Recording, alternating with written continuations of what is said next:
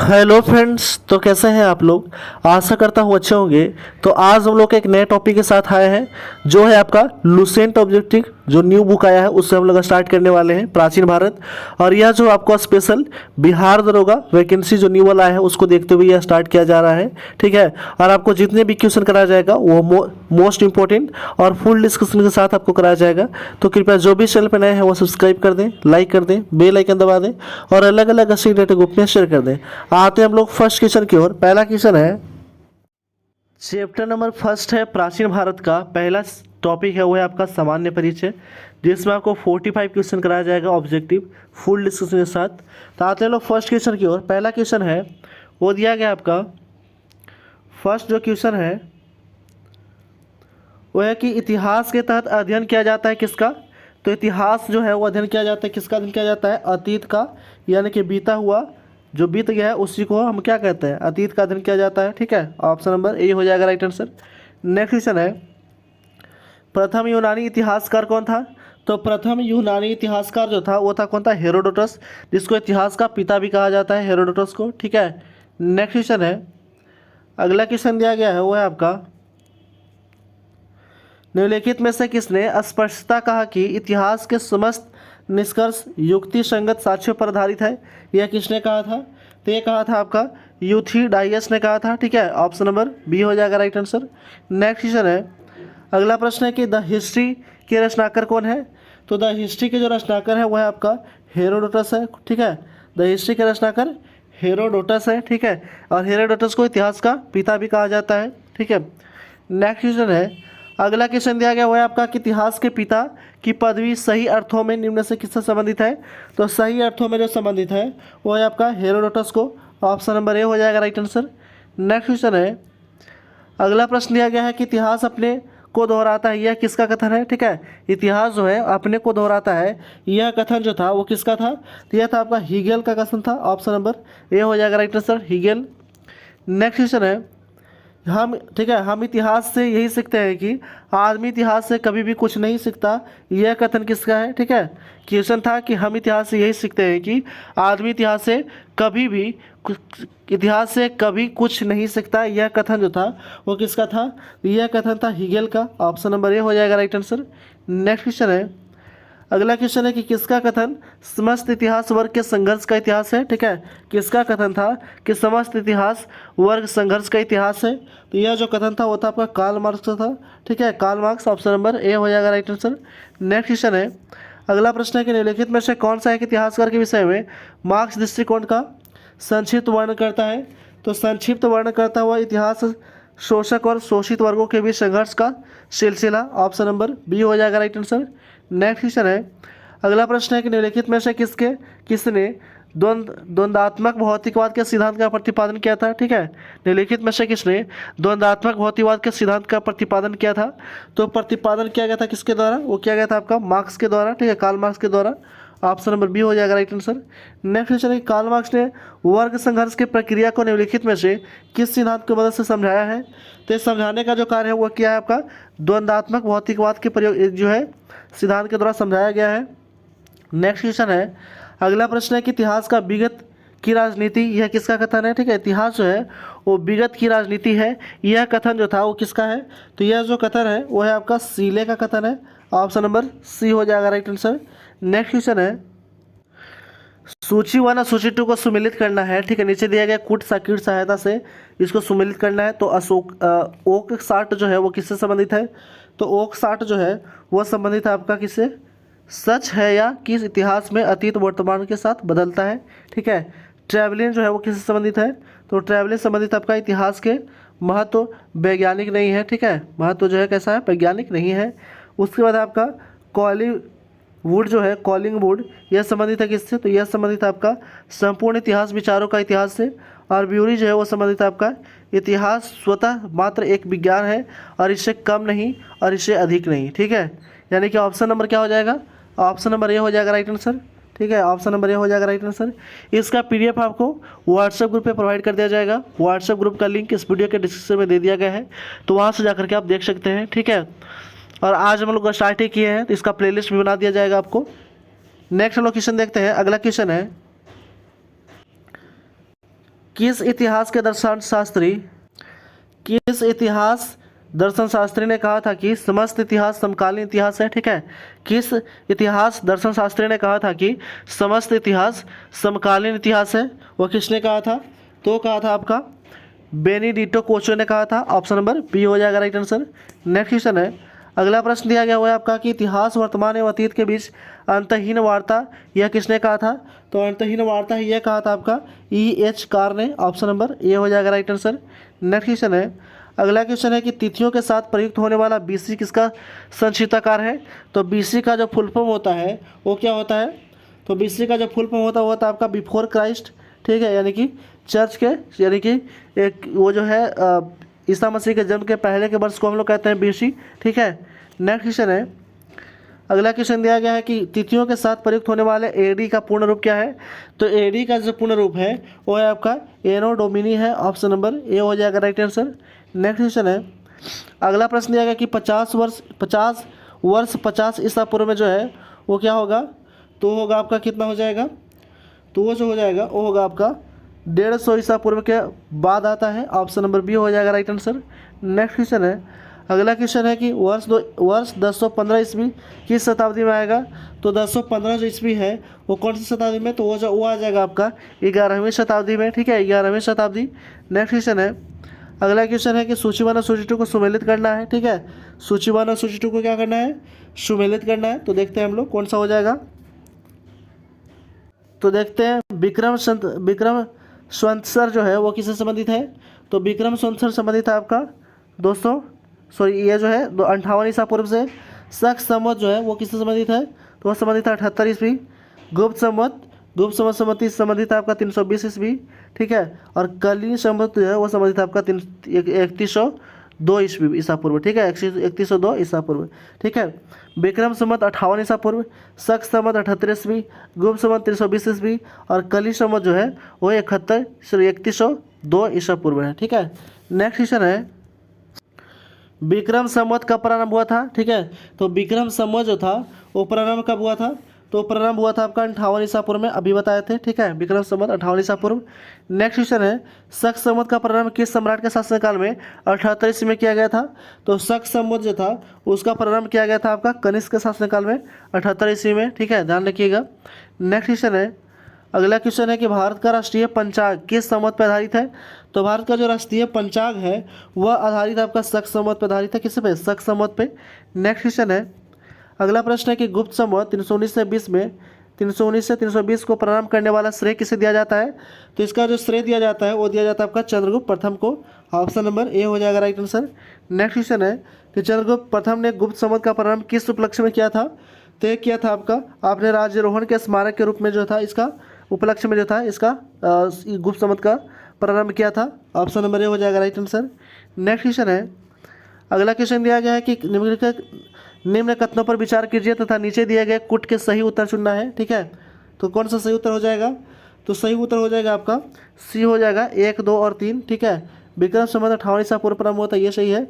दूसरा है कि शक संवत 38 से प्रारंभ हुआ था, ये भी सही है। तीसरा है कि गुप्त संवत 319 से प्रारंभ हुआ था, ये भी सही है। यानी कि ऑप्शन नंबर सी हो जाएगा राइट आंसर। 1, 2 और तीनों सही है, ठीक है। नेक्स्ट क्वेश्चन है, अगला प्रश्न है कि हर्षवर्धन ने 606 में हर संवत की स्थापना किस उपलक्ष्य में किया था? तो हर संवत की जो स्थापना किया था वो क्या था कब? वो क्या था आपका अपने राज्यारोहण के उपलक्ष्य में। ऑप्शन नंबर ए हो जाएगा राइट आंसर।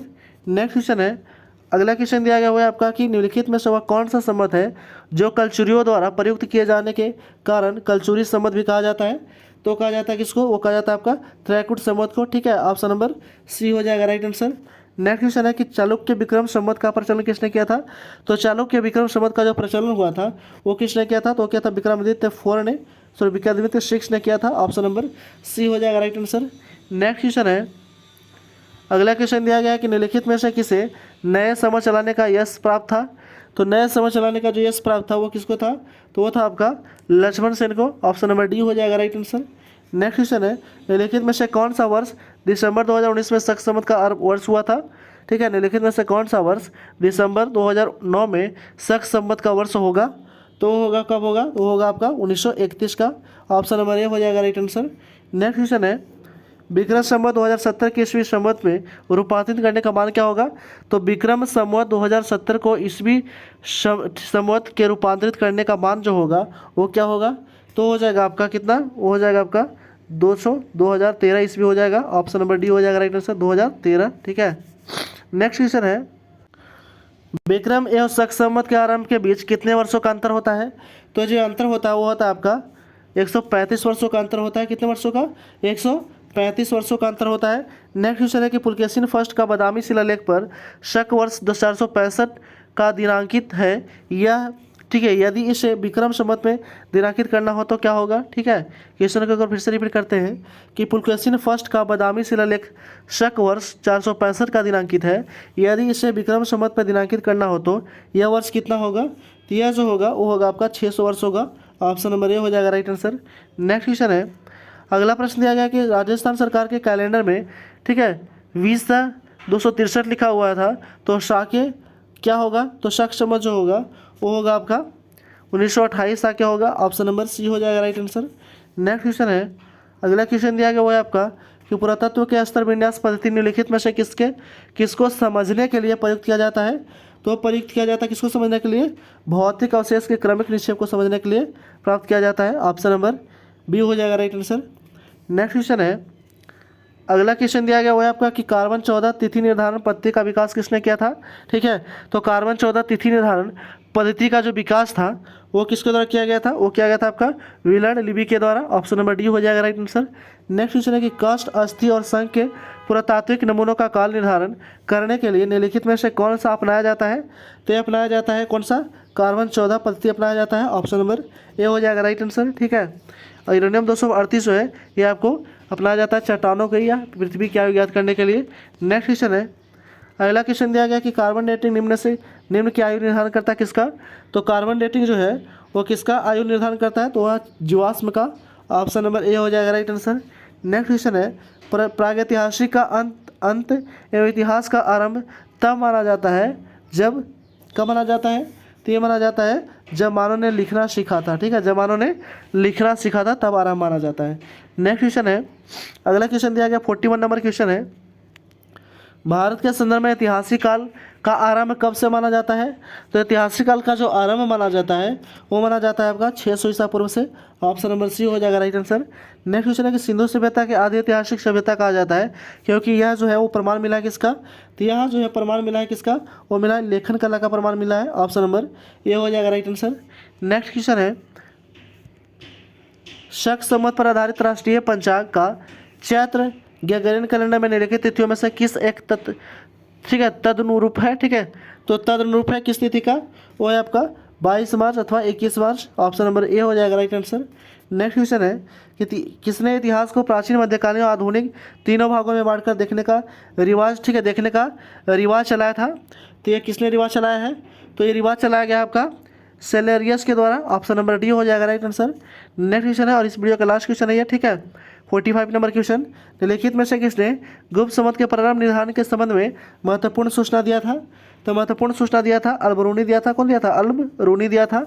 तो इस तरह जो हम लोग लूसेंट ऑब्जेक्टिव जो न्यू वाला बुक आया था, ठीक है, उससे हम लोग प्राचीन भारत का फर्स्ट टॉपिक सामान्य परिचय वो हम लोग 45 क्वेश्चन कवर कर चुके हैं इस वीडियो में। तो कृपया जो भी चैनल पर नए हैं वो सब्सक्राइब कर दें, लाइक कर दें, बेल आइकन दबा दें और अलग अलग रिलेटेड ग्रुप में शेयर कर दें। Thanks for watching. Chapter number first है प्राचीन भारत का पहला टॉपिक है वो है आपका सामान्य परिचय, जिसमें आपको 45 क्वेश्चन कराया जाएगा ऑब्जेक्टिव फुल डिस्कशन के साथ। तो आते हैं लोग फर्स्ट क्वेश्चन की ओर। पहला क्वेश्चन है वो दिया गया आपका, फर्स्ट जो क्वेश्चन है वो है कि इतिहास के तहत अध्ययन किया जाता है किसका? तो इतिहास जो है वो अध्ययन किया जाता है किसका? अध्ययन किया जाता है अतीत का, यानी कि बीता हुआ जो बीत गया है उसी को हम क्या कहते हैं? अतीत का अध्ययन किया जाता है। ठीक है, ऑप्शन नंबर ए हो जाएगा राइट आंसर। नेक्स्ट क्वेश्चन है, प्रथम यूनानी इतिहासकार कौन था? तो प्रथम यूनानी इतिहासकार जो था वो था कौन था? हेरोडोटस, जिसको इतिहास का पिता भी कहा जाता है, हेरोडोटस को। ठीक है, नेक्स्ट क्वेश्चन है, अगला क्वेश्चन दिया गया है वो है आपका निम्नलिखित में से किसने स्पष्टता कहा कि इतिहास के समस्त निष्कर्ष युक्ति संगत साक्ष्यों पर आधारित है? यह किसने कहा था? तो ये कहा था आपका यूथीडाइयस ने कहा था। ठीक है, ऑप्शन नंबर बी हो जाएगा राइट आंसर। नेक्स्ट क्वेश्चन है, अगला प्रश्न है कि द हिस्ट्री के रचनाकार कौन है? तो द हिस्ट्री के जो रचनाकार है वह है आपका हेरोडोटस है। ठीक है, द हिस्ट्री के रचनाकार हेरोडोटस है। ठीक है, और हेरोडोटस को इतिहास का पिता भी कहा जाता है। ठीक है, नेक्स्ट क्वेश्चन है, अगला क्वेश्चन दिया गया वो है आपका कि इतिहास के पिता की पदवी सही अर्थों में निम्न से किससे संबंधित है? तो सही अर्थों में जो संबंधित है वो है आपका हेरोडोटस को। ऑप्शन नंबर ए हो जाएगा राइट आंसर। नेक्स्ट क्वेश्चन है, अगला प्रश्न दिया गया है कि इतिहास अपने को दोहराता है, यह किसका कथन है? ठीक है, इतिहास जो है अपने को दोहराता है, यह कथन जो था वो किसका था? तो यह था आपका हीगेल का कथन था। ऑप्शन नंबर ए हो जाएगा right answer, Hegel. Next question है, हम इतिहास से यही सीखते हैं कि आदमी इतिहास से कभी भी कुछ नहीं सीखता, यह कथन किसका है? ठीक है, क्वेश्चन था कि हम इतिहास से यही सीखते हैं कि आदमी इतिहास से कभी कुछ नहीं सीखता, यह कथन जो था वो किसका था? यह कथन था हीगेल का। ऑप्शन नंबर ए हो जाएगा राइट आंसर। नेक्स्ट क्वेश्चन है, अगला क्वेश्चन है कि किसका कथन समस्त इतिहास वर्ग के संघर्ष का इतिहास है? ठीक है, किसका कथन था कि समस्त इतिहास वर्ग संघर्ष का इतिहास है? तो यह जो कथन था वो था आपका कार्ल मार्क्स का था। ठीक है, Karl Marx. Option number A हो जाएगा राइट आंसर। नेक्स्ट क्वेश्चन है, अगला प्रश्न है कि निम्नलिखित में से कौन सा एक इतिहासकार के विषय में मार्क्स दृष्टिकोण का संक्षिप्त वर्णन करता है? तो संक्षिप्त वर्णन करता हुआ इतिहास शोषक और शोषित वर्गों के बीच संघर्ष का सिलसिला। ऑप्शन नंबर बी हो जाएगा राइट आंसर। नेक्स्ट क्वेश्चन है, अगला प्रश्न है कि निम्नलिखित में से किसने द्वंद्वात्मक भौतिकवाद के सिद्धांत का प्रतिपादन किया था? ठीक है, निम्नलिखित में से किसने द्वंद्वात्मक भौतिकवाद के सिद्धांत का प्रतिपादन किया था? तो प्रतिपादन किया गया था किसके द्वारा? वो किया गया था आपका मार्क्स के द्वारा। ठीक है, कार्ल मार्क्स के द्वारा। ऑप्शन नंबर बी हो जाएगा राइट आंसर। नेक्स्ट क्वेश्चन है, कार्ल मार्क्स ने वर्ग संघर्ष की प्रक्रिया को निम्नलिखित में से किस सिद्धांत की मदद से समझाया है? तो समझाने का जो कार्य है वो क्या है आपका द्वंद्वात्मक भौतिकवाद के प्रयोग जो है सिद्धांत के द्वारा समझाया गया है। नेक्स्ट क्वेश्चन है, अगला प्रश्न है कि इतिहास का विगत की राजनीति, यह किसका कथन है? ठीक है, इतिहास जो है वो विगत की राजनीति है, यह कथन जो था वो किसका है? तो यह जो कथन है वो है आपका सीले का कथन है। ऑप्शन नंबर सी हो जाएगा राइट आंसर। नेक्स्ट क्वेश्चन है, सूची 1 और सूची 2 को सुमेलित करना है। ठीक है, नीचे दिया गया कूट साकीट सहायता से इसको सुमेलित करना है। तो ओक साठ जो है वो किससे संबंधित है? तो ओक साठ जो है वो संबंधित है आपका किससे? सच है या किस इतिहास में अतीत वर्तमान के साथ बदलता है।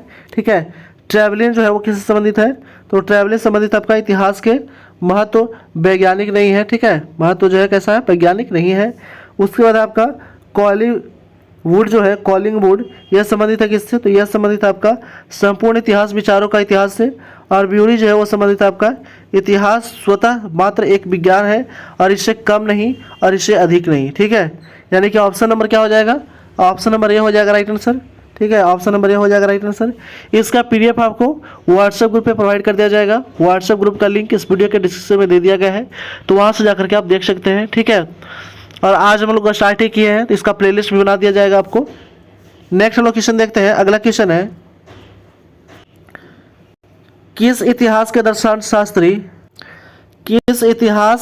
दर्शन शास्त्री ने कहा था कि समस्त इतिहास समकालीन इतिहास है? ठीक है, किस इतिहास दर्शन शास्त्री ने कहा था कि समस्त इतिहास समकालीन इतिहास है? वो किसने कहा था? तो कहा था आपका बेनिडिटो कोचो ने कहा था। ऑप्शन नंबर बी हो जाएगा राइट आंसर। नेक्स्ट क्वेश्चन है, अगला प्रश्न दिया गया हुआ है आपका कि इतिहास वर्तमान एवं अतीत के बीच अंतहीन वार्ता, यह किसने कहा था? तो अंतहीन वार्ता है यह कहा था आपका E.H. कार ने। ऑप्शन नंबर ए हो जाएगा राइट आंसर। नेक्स्ट क्वेश्चन है, अगला क्वेश्चन है कि तिथियों के साथ प्रयुक्त होने वाला BC किसका संक्षिप्ताकार है? तो BC का जो फुल फॉर्म होता है वो क्या होता है? तो BC का जो फुल फॉर्म होता है वो होता है आपका बिफोर क्राइस्ट। ठीक है, यानी कि चर्च के, यानी कि एक वो जो है ईसा मसीह के जन्म के पहले के वर्ष को हम लोग कहते हैं BC। ठीक है, नेक्स्ट क्वेश्चन है, अगला क्वेश्चन दिया गया है कि तिथियों के साथ प्रयुक्त होने वाले AD का पूर्ण रूप क्या है? तो AD का जो पूर्ण रूप है वो है आपका एनो डोमिनी है। ऑप्शन नंबर ए हो जाएगा राइट आंसर। नेक्स्ट क्वेश्चन है, अगला प्रश्न दिया गया कि 50 ईसा पूर्व में जो है वो क्या होगा? तो होगा आपका कितना हो जाएगा? तो वो जो हो जाएगा वो होगा आपका 150 ईसा पूर्व के बाद आता है। ऑप्शन नंबर बी हो जाएगा राइट आंसर। नेक्स्ट क्वेश्चन है, अगला क्वेश्चन है कि वर्ष 1015 ईस्वी किस शताब्दी में आएगा? तो 1015 जो ईस्वी है वो कौन सी शताब्दी में? तो वो आ जाएगा आपका 11वीं शताब्दी में, ठीक है, 11वीं शताब्दी। नेक्स्ट क्वेश्चन है, अगला क्वेश्चन है कि सूची 1 और सूची 2 को सुमेलित करना है, ठीक है, सूची 1 और सूची 2 को क्या करना है? सुमेलित करना है। तो देखते हैं हम लोग कौन सा हो जाएगा। तो देखते हैं विक्रम संवत्सर जो है वो किससे संबंधित है? तो विक्रम संवत्सर संबंधित है आपका दोस्तों, सॉरी ये जो है 58 ईसा पूर्व से। शक संवत जो है वो किससे संबंधित है? तो वो संबंधित है 78 ईस्वी। गुप्त संवत संबंधित है आपका 320 ईस्वी, ठीक है, और कली संवत जो है वो संबंधित है आपका 3102 ईस्वी ईसा पूर्व, ठीक है, 3102 ईसा पूर्व, ठीक है। विक्रम संवत 58 ईसा पूर्व, शक संवत 78 ईस्वी, गुप्त संवत 320 ईस्वी और कली संवत जो है वो 3102 ईसा पूर्व है, ठीक है। नेक्स्ट क्वेश्चन है, विक्रम संवत कब प्रारंभ हुआ था? ठीक है, तो विक्रम संवत जो था वो प्रारंभ कब हुआ था? तो प्रारंभ हुआ था आपका 58 ईसा पूर्व में, अभी बताए थे, ठीक है, विक्रम संवत 58 ईसा पूर्व। नेक्स्ट क्वेश्चन है, शक संवत का प्रारंभ किस सम्राट के शासनकाल में 78 ईस्वी में किया गया था? तो शक संवत जो था उसका प्रारंभ किया गया था आपका कनिष्क के शासनकाल में 78 ईस्वी में, ठीक है, ध्यान रखिएगा। नेक्स्ट क्वेश्चन है, अगला क्वेश्चन है कि भारत का राष्ट्रीय पंचांग किस संवत पर आधारित है? तो भारत का जो राष्ट्रीय पंचांग है वह आधारित आपका शक संवत पर आधारित है, किस पे? शक संवत पे। नेक्स्ट क्वेश्चन है, अगला प्रश्न है कि गुप्त संवत 319 से 20 में 319 से 320 को प्रारंभ करने वाला श्रेय किसे दिया जाता है? तो इसका जो श्रेय दिया जाता है वो दिया जाता है आपका चंद्रगुप्त प्रथम को। ऑप्शन नंबर ए हो जाएगा राइट आंसर। नेक्स्ट क्वेश्चन है कि चंद्रगुप्त प्रथम ने गुप्त संवत का प्रारंभ किस उपलक्ष्य में किया था? तो ये किया था आपका आपने राज्यारोहण के स्मारक के रूप में जो था इसका उपलक्ष्य में जो था इसका गुप्त संवत का प्रारंभ किया था। ऑप्शन नंबर ए हो जाएगा राइट आंसर। नेक्स्ट क्वेश्चन है, अगला क्वेश्चन दिया गया है कि निम्न कथनों पर विचार कीजिए तथा नीचे दिए गए कुट के सही उत्तर चुनना है, ठीक है। तो कौन सा सही उत्तर हो जाएगा? तो सही उत्तर हो जाएगा आपका सी हो जाएगा 1, 2 और 3, ठीक है। विक्रम संवत 58 ईसा पूर्व प्रारंभ हुआ था, ये सही है। दूसरा है कि शक संवत 38 से प्रारंभ हुआ था, ये भी सही है। तीसरा है कि गुप्त संवत 319 से प्रारंभ हुआ था, ये भी सही है। यानी कि ऑप्शन नंबर सी हो जाएगा राइट आंसर। 1, 2 और तीनों सही है, ठीक है। नेक्स्ट क्वेश्चन है, अगला प्रश्न है कि हर्षवर्धन ने 606 ईस्वी में हर्ष संवत की स्थापना किस उपलक्ष्य में किया था? तो हर्ष संवत की जो स्थापना किया था वो क्या था कब? वो क्या था आपका अपने राज्यारोहण के उपलक्ष्य में। ऑप्शन नंबर ए हो जाएगा राइट आंसर। नेक्स्ट क्वेश्चन है, अगला क्वेश्चन दिया गया हुआ है आपका कि निम्नलिखित में से वह कौन सा संवत है जो कलचुरियों द्वारा प्रयुक्त किए जाने के कारण कलचुरी संवत भी कहा जाता है? तो कहा जाता है किसको? वो कहा जाता है आपका त्रैकुट संवत को, ठीक है। ऑप्शन नंबर सी हो जाएगा राइट आंसर। नेक्स्ट क्वेश्चन है कि चालुक्य विक्रम संवत का प्रचलन किसने किया था? तो चालुक्य विक्रम संवत का जो प्रचलन हुआ था वो किसने किया था? तो क्या था विक्रमादित्य 4 ने, सॉरी विक्रमादित्य 6 ने किया था। ऑप्शन नंबर सी हो जाएगा राइट आंसर। नेक्स्ट क्वेश्चन है, अगला क्वेश्चन दिया गया है कि निम्नलिखित में से किसे नए समझ चलाने का यश प्राप्त था? तो नए समझ चलाने का जो यश प्राप्त था वो किसको था? तो वो था आपका लक्ष्मण सेन को। ऑप्शन नंबर डी हो जाएगा राइट आंसर। नेक्स्ट क्वेश्चन है, निम्नलिखित में से कौन सा वर्ष दिसंबर 2019 में शक संवत का वर्ष हुआ था? ठीक है, निम्नलिखित में से कौन सा वर्ष दिसंबर 2009 में शक संवत का वर्ष होगा? तो होगा कब होगा? वो होगा आपका 1931 का। ऑप्शन नंबर ए हो जाएगा राइट आंसर। नेक्स्ट क्वेश्चन है, विक्रम संवत 2070 के ईस्वी संवत में रूपांतरित करने का मान क्या होगा? तो विक्रम संवत 2070 को ईस्वी संवत के रूपांतरित करने का मान जो होगा वो क्या होगा? तो हो जाएगा आपका कितना? वो हो जाएगा आपका 2013 ईस्वी हो जाएगा। ऑप्शन नंबर डी हो जाएगा राइट आंसर 2013, ठीक है। नेक्स्ट क्वेश्चन है, विक्रम एवं शक संवत के आरंभ के बीच कितने वर्षों का अंतर होता है? तो जो अंतर होता है वो होता है आपका 135 वर्षों का अंतर होता है। कितने वर्षों का? 135 वर्षों का अंतर होता है। नेक्स्ट क्वेश्चन है कि पुलकेशिन फर्स्ट का बादामी शिलालेख पर शक वर्ष 465 का दिनांकित है यह, ठीक है। यदि इसे विक्रम संवत में दिनांकित करना हो तो क्या होगा? ठीक है, क्वेश्चन को अगर फिर से रिपीट करते हैं कि पुलकेशिन फर्स्ट का बादामी शिलालेख शक वर्ष 465 का दिनांकित है, यदि इसे विक्रम संवत में दिनांकित करना हो तो यह वर्ष कितना होगा? तो यह जो होगा वो होगा आपका 600 वर्ष होगा। ऑप्शन नंबर ए हो जाएगा राइट आंसर। नेक्स्ट क्वेश्चन है, अगला प्रश्न दिया गया कि राजस्थान सरकार के कैलेंडर में, ठीक है, 20/263 लिखा हुआ था, तो शाके क्या होगा? तो शक संवत जो होगा वो होगा आपका 1928 सा क्या होगा? ऑप्शन नंबर सी हो जाएगा राइट आंसर। नेक्स्ट क्वेश्चन है, अगला क्वेश्चन दिया गया वो है आपका कि पुरातत्व के स्तर विन्यास पद्धति निम्नलिखित में से किसको समझने के लिए प्रयुक्त किया जाता है। तो प्रयुक्त किया जाता है किसको समझने के लिए, भौतिक अवशेष के क्रमिक निक्षेप को समझने के लिए प्राप्त किया जाता है। ऑप्शन नंबर बी हो जाएगा राइट आंसर। नेक्स्ट क्वेश्चन है, अगला क्वेश्चन दिया गया वो है आपका कि कार्बन 14 तिथि निर्धारण पद्धति का विकास किसने किया था। ठीक है, तो कार्बन 14 तिथि निर्धारण पद्धति का जो विकास था वो किसके द्वारा किया गया था, वो किया गया था आपका विलार्ड लिबी के द्वारा। ऑप्शन नंबर डी हो जाएगा राइट आंसर। नेक्स्ट क्वेश्चन है कि काष्ठ, अस्थि और शंख के पुरातात्विक नमूनों का काल निर्धारण करने के लिए निम्नलिखित में से कौन सा अपनाया जाता है। तो ये अपनाया जाता है कौन सा, कार्बन 14 पद्धति अपनाया जाता है। ऑप्शन नंबर ए हो जाएगा राइट आंसर। ठीक है, और यूरेनियम 238 जो है ये आपको अपनाया जाता है चट्टानों के या पृथ्वी की आयु ज्ञात करने के लिए। नेक्स्ट क्वेश्चन है, अगला क्वेश्चन दिया गया कि कार्बन डेटिंग निम्न की आयु निर्धारण करता है किसका। तो कार्बन डेटिंग जो है वो किसका आयु निर्धारण करता है, तो वह जीवाश्म का। ऑप्शन नंबर ए हो जाएगा राइट आंसर।